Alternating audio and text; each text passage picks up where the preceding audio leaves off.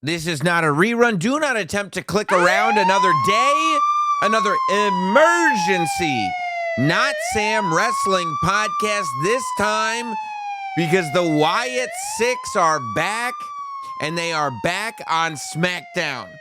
Of all days for Bray Wyatt's birthday to be the day that the Wyatt Sicks return to the WWE. I mean, a very, very emotional moment to end Friday Night Smackdown this week. So, I think that, I've been a Wyatt lore fan forever. I love the original incarnation of Bray Wyatt and Eric Rowan and Luke Harper and the Wyatt family. Braun Strowman joined them. I love when Bray Wyatt, if you didn't love that original run and incarnation of The Fiend, I don't know. I don't know. We don't have that much in common, I guess, which I suppose is fine.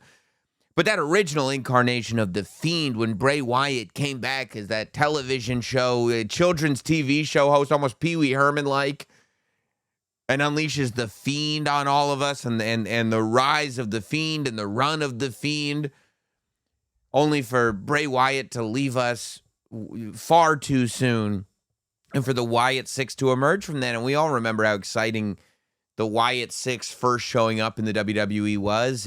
And I remember hosting Raw Talk. I think it was Raw Talk then, the predecessor to Raw Recap, and the Wyatt Sicks invading that show before they came, and the glitches and everything. It was like we were seeing everything happen again, only for it all to disappear, right? Last time we saw the Wyatt Sicks was end of last year.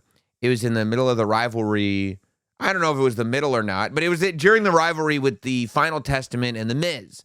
Remember, the Miz had been kidnapped by the Wyatts, but was also responsible for Paul Ellering getting knocked out.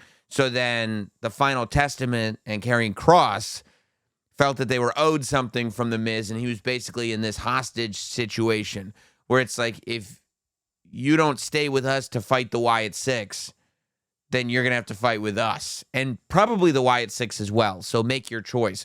And the Miz couldn't do anything until he ended up getting himself drafted to SmackDown. And I believe that the Wyatt Sicks, it was announced, were also following the Miz to SmackDown, and then they kind of disappeared. And there was never anything official told as to what had happened. There were rumors of Bo Dallas, Uncle Howdy, being injured and wasn't able to, I don't know. And then, this one, but he was clear, but they were waiting for this. Nobody really knew. There was a lot of speculation, but nobody really knew what had happened to the Wyatt Sicks. And then Alexa Bliss returns.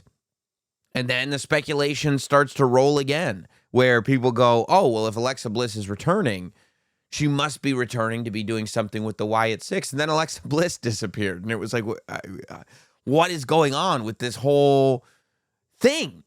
And then Alexa Bliss returned again, but she seemed less Wyatt-y. She still had that essence about her, but, in this story that she's got with Charlotte, it's almost like the past is being acknowledged, but there's something moving forward about Alexa Bliss. So we go, okay, now that Alexa Bliss is back again, where's the Wyatt Sicks? And it was answered tonight, like I said, of all days, on Bray Wyatt's birthday. And there have been a lot of rumors about tonight being the night, because everybody, not everybody, but a lot of us on the internet knew that it was Bray Wyatt's birthday. And a lot of messages have been posted of people who are still deeply missing Wyndham Rotunda. And I think, I don't know if it was rumors based on anything other than the fact that it would seem only fitting that tonight be the night, but whatever that was, that is what the conversation was. And of course, there was also this thing of like, don't get your hopes up, because every time you get your hopes up, you go, nope, kind of nothing happens. So I'm watching SmackDown, and first Alexa Bliss said, you need to have friends. In that interaction she had with Charlotte Flair, she said, that's why you need to have friends, so they're there when everything falls apart around you, or whatever she said, something to that effect. And Charlotte said, what did you say? And she said, I wasn't talking to you. And she was talking to Lily, the doll. And I was like, what friends are we talking about here? Of course, my wild speculation. I put my tinfoil hat back on. I go back into my days of deciphering all the Wyatt clues that I was doing here on Notsam Wrestling. And I go, is she just talking about Lily? Is she just talking about this story with Charlotte? Or are we really talking about the friends that those of us that have been watching know that she has? You know, the further you go back, the more it seems like, and especially remember when Karrion Kross was in the studio with me a couple of months ago, and he was kind of talking about his relationship with Wyndham and about the Wyatt Sicks. The conversation, I think that the connections that the members of the Wyatt Sicks have to Bray Wyatt, to Wyndham, go deeper than many people realize, and so much of what is going on has a meaning that is very, very deeply personal, that isn't even shared with us, that isn't even shared on television, or is kind of drip fed to us on television. And that's why, of course, Alexa Bliss is intrinsically attached to this story in this group. So as soon as she said that, I go, what's going on? But then I start to go like, well, how does Charlotte fit in? Like, is this going to be part of Charlotte Flair's growth? Is this going to be that thing where Charlotte Flair has to start at the bottom and she's got to deal with the Wyatt Sicks? But that seems like a little much. Like, it's like there's one female right now in the Wyatt Sicks. I don't understand what the other four guys going to do. So I'm going, I don't know. And I go, maybe nothing. Maybe I'm overthinking it. I overthink things a lot, especially in the world of professional wrestling. So then I go, okay, it is what it is, and I keep it moving. I'm watching my Smackdown. And the main event of the show is, of course, Fraxium versus the Street Profits.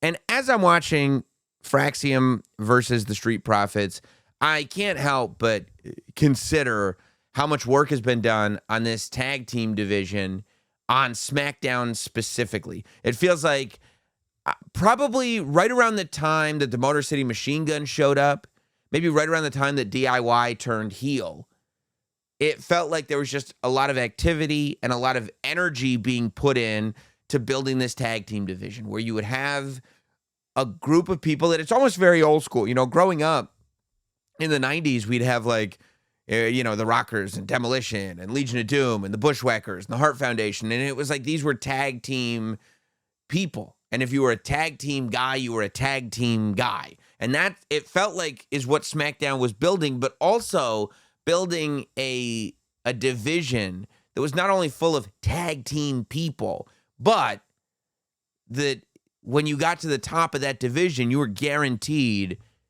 insane tag matches, like great tag team matches, where if tag team wrestling is something that you're a fan of, you were guaranteed to have something amazing.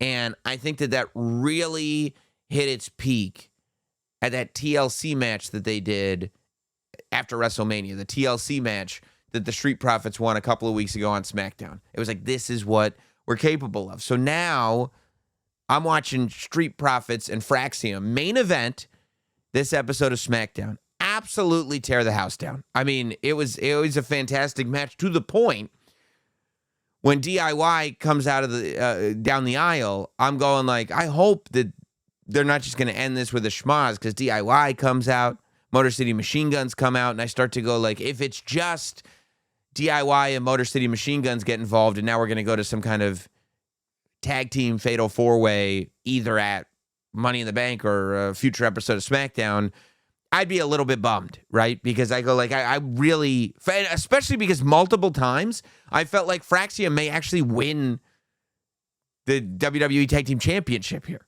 Like, and that would be huge. They just came over from NXT, a month ago or weeks ago.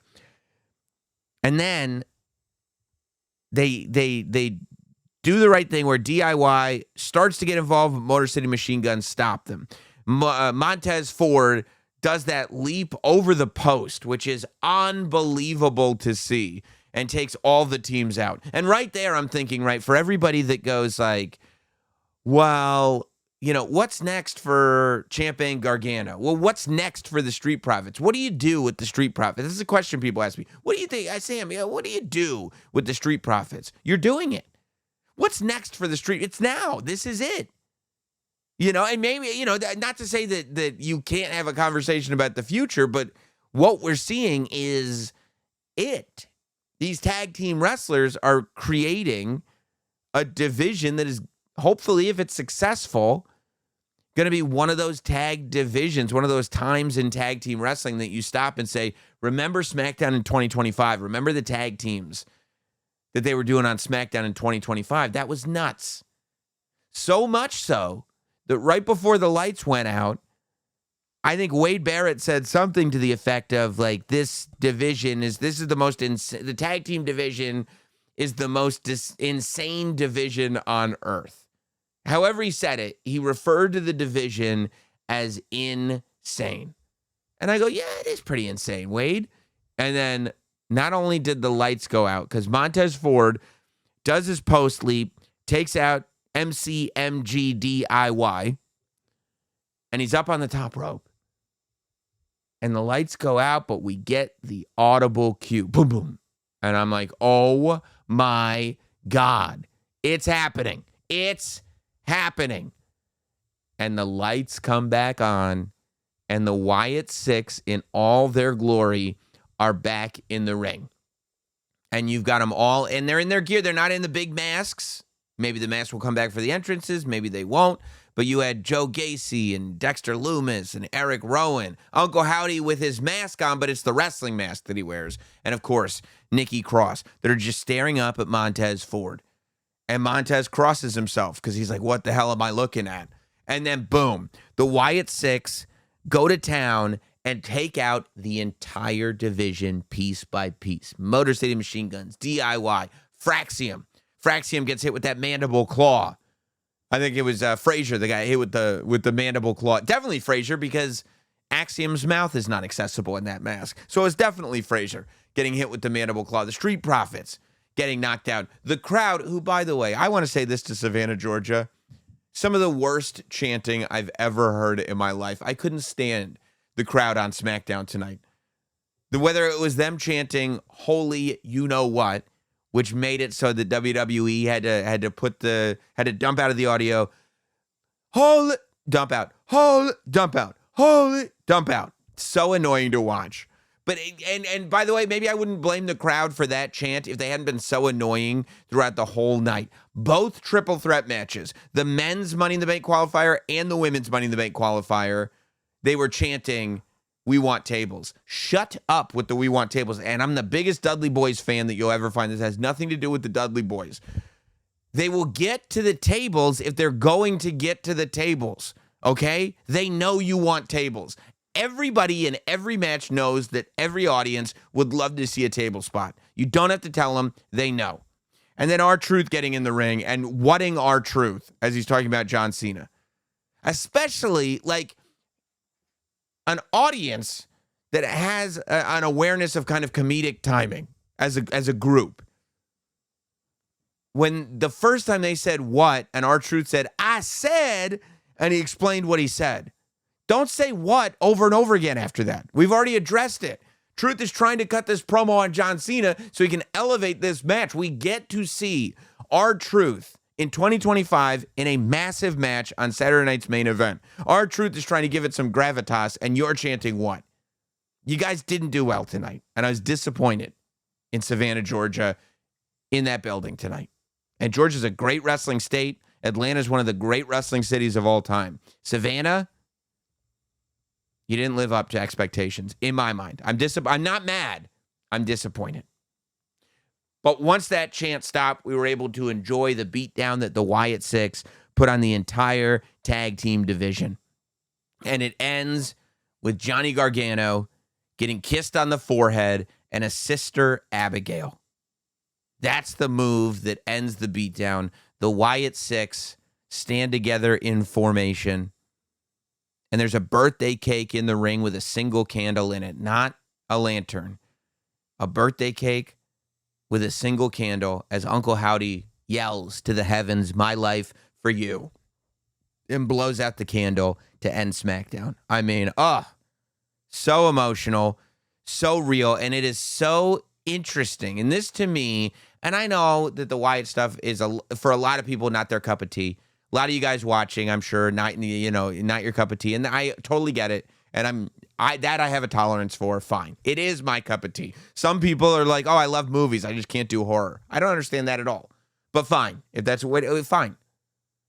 But this idea, it's so interesting to me that stuff like that, the birthday cake, My Life for You, the Easter eggs that are dropped in promos, the little stuff that's on the gear that we see, like the Wyatt Sicks story group of characters are so out of the realm of reality.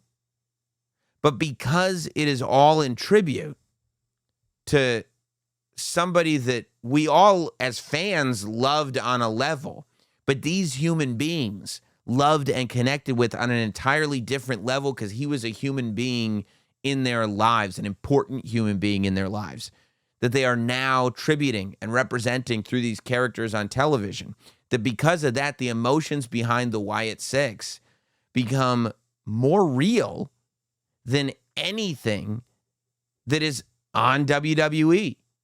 So as much as for some, the sort of spooky stuff, quote unquote, as it's called, that the Wyatt Sicks do take people out of the story because it's so hard to believe because it's not reality.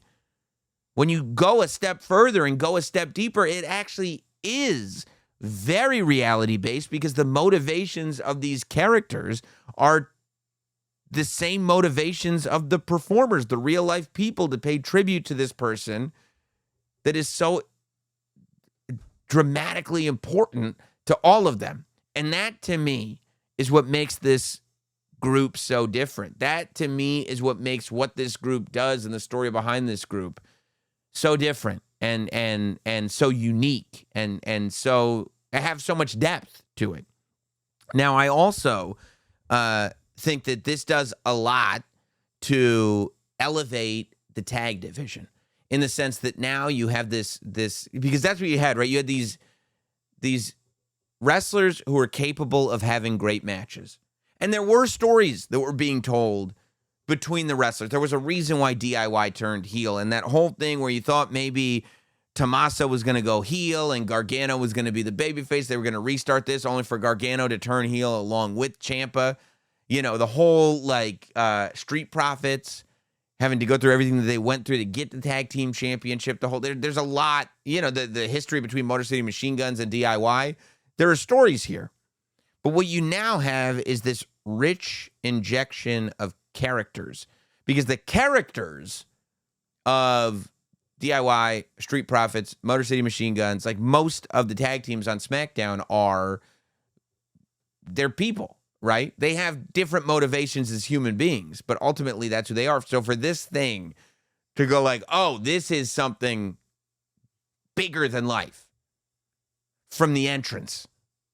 The entrance is larger than life. The presentation is larger than life. And then they get in the ring and have to live up to the level of match that has kind of been promised over the last several months from tag teams in the WWE. Now, will they be able to live up to that quality of match? That's a big question. We'll see. Who is the tag team going to be? Is it Gacy and Loomis? Is it Howdy and Gacy? Is it a big guy tag team of Loomis and Rowan? I don't know who the tag team is going to be, or maybe it'll be a combination of all of them. Maybe it'll be a Freebird rule scenario. I don't know. But that's good. And I also think for the Wyatt Sicks, and this is why, and I said this, I think, last year, that I liked that the Wyatt Sicks would feud with like Chad Gable. I liked that the Wyatt Sicks would feud with like Karrion Kross and The Miz and stuff like that. Like people who mattered on television and people who were on television, but not the main event people, right? That you would see them.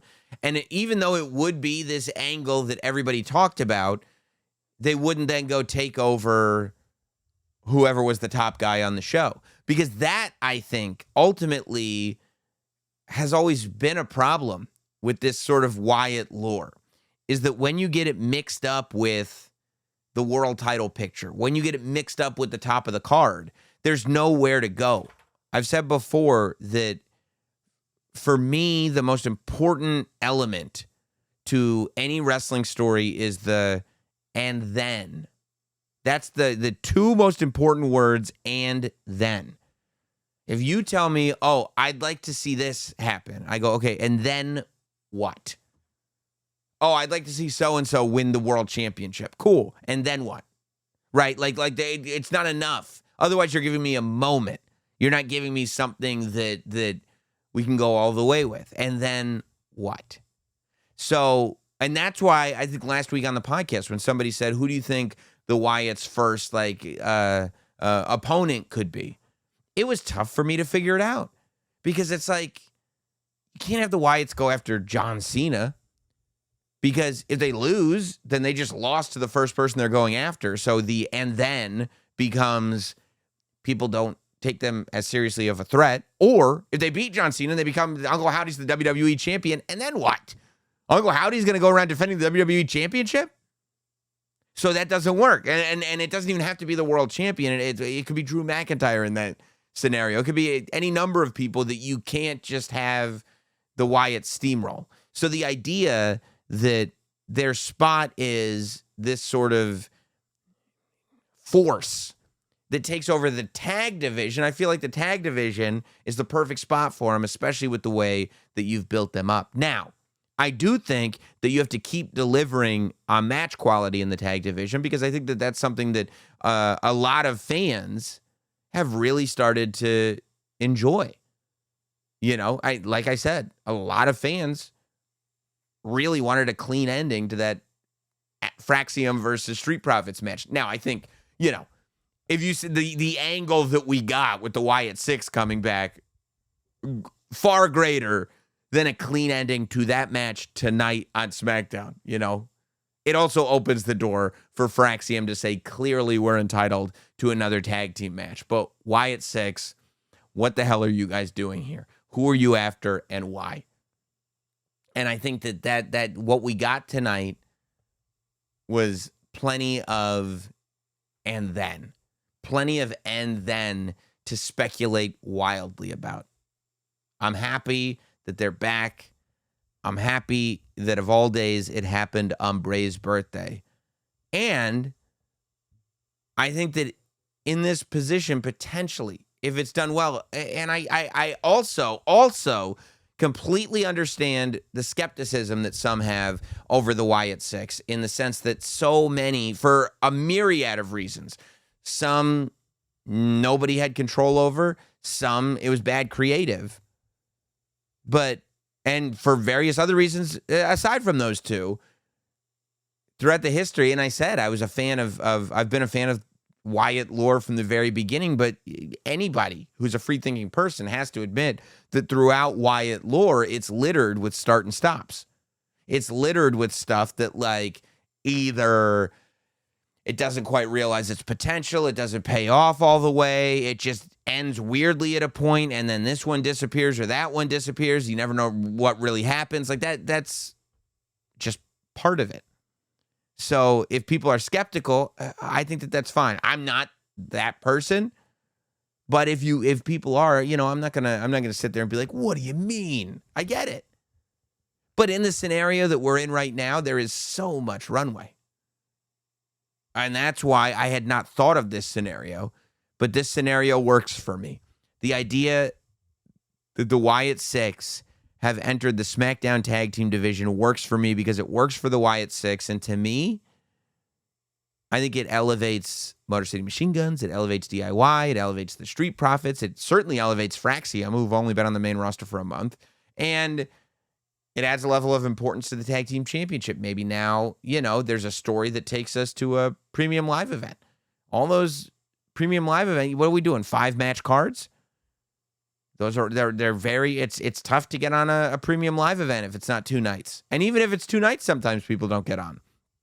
So the idea that you've got a force that can now bring that level of storytelling to a match with DIY, Motor City Machine Guns, whatever it is, could enable new faces to end up on PLEs and high-profile matches. So Look, man, I'm optimistic. I'm always going to be optimistic about the Wyatts. I appreciate you guys hanging out for this.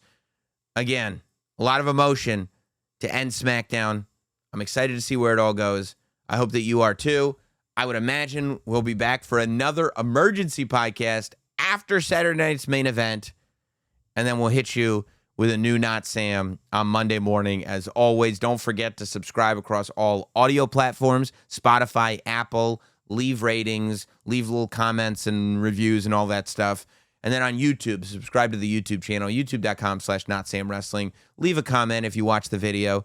Hit like or dislike, depending on how you feel about the video. And make sure that you're subscribed. We post every podcast in video and audio.